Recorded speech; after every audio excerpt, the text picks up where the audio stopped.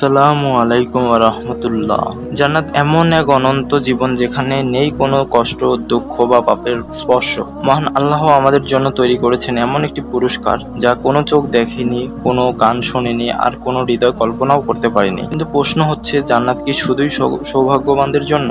না ভাই ও বোনেরা, জান্নাত সেই সকলের জন্য যারা এই দুনিয়ার ছোট ছোট আমলগুলো গুরুত্বের সাথে করে। আজকের এই ভিডিওতে আমরা জানবো এমন 5টি সহজ অথচ অমূল্য আমল যা আপনাকে জান্নাতের দিকে এগিয়ে নেবে ইনশাআল্লাহ। তো বেশি কথা না বাড়িয়ে ভিডিওর মূল পর্বে যাওয়া যাক। তো প্রথম আমলটি হলো সময় মতো 5 ওয়াক্ত নামাজ আদায় করা।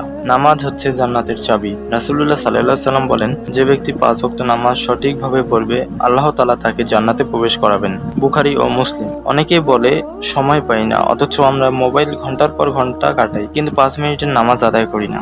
দ্বিতীয় আমলটি হচ্ছে সত্য কথা বলা ও আমানত রক্ষা করা। সত্য একজন মুমিনের অলংকার। রাসূলুল্লাহ সাল্লাল্লাহু আলাইহি সাল্লাম বলেন, তুমি সত্য কথা বলো, কেননা সত্য নেক আমলের দিকে নিয়ে যায়, আর নেক আমল জান্নাতে। মুসলিম। আজকাল মানুষ মিথ্যার মাধ্যমে সফলতা চায়, ব্যবসায়, চাকরিতে, এমনকি পারিবারিক সম্পর্কেও। অথচ একটি মাত্র মিথ্যা সব আমল ধ্বংস করে দিতে পারে।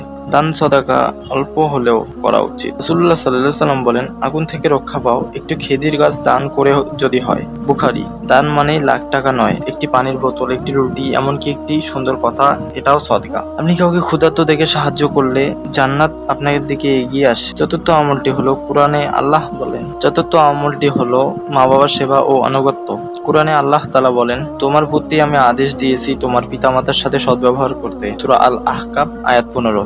জান্নাত আপনার মায়ের পায়ের নিচে, আর বাবার দোয়াতে বরকত। অনেকেই কষ্ট করে উপার্জন করে, কিন্তু একটিবার বাবার সাথে হাসি মুখে কথা বলে না। মনে রাখবেন, মা বাবার দোয়া জান্নাতের দরজা খুলে দেয়। পঞ্চম আমলটি হলো নিয়মিত আস্তাগফিরুল্লাহ বলা বা তওবা করা। রাসূলুল্লাহ সাল্লাল্লাহু আলাইহি সাল্লাম দিনে 70 থেকে 100 বার পর্যন্ত আস্তাগফিরুল্লাহ বলতেন। এটি পাপ মাপের চাবিকাঠি আর জান্নাতের পথের আলো। আপনি দিনে 1 মিনিটের জন্যও যদি বলুন আস্তাগফিরুল্লাহ আল্লাহুম্মা গফিরলি, তাহলে সেটি হবে আখিরাতের জন্য সঞ্চয়। ভাই ও বোনেরা, আমরা অনেক সময় ভাবি, আমি তো ভালো মানুষ না, আমি কিভাবে জান্নাতে যাব? কিন্তু জান্নাত কখনো নিখুঁতদের জন্য নয়, বরং চেষ্টাকারীদের জন্য, যারা ছোট ছোট আমলকে গুরুত্ব দেয়, যারা একটুকু আল্লাহর দিকে ফিরে যেতে চায়। আজকে যদি আমরা এই 5টি কাজ, নামাজ, সত্য, দান, মা বাবার সেবা আর তওবা শুরু করি, তাহলে ইনশাআল্লাহ জান্নাত আমাদের নসিব হবে। ভিডিওটি যদি আপনার হৃদয় ছুঁয়ে থাকে, তাহলে প্লিজ লাইক দিন, শেয়ার করুন এবং চ্যানেলটিকে সাবস্ক্রাইব করতে ভুলবেন না। হিদায়াতের পথে থাকুন, হিদায়াত পথ এর সঙ্গেই। আসসালামু আলাইকুম ওয়া রাহমাতুল্লাহ।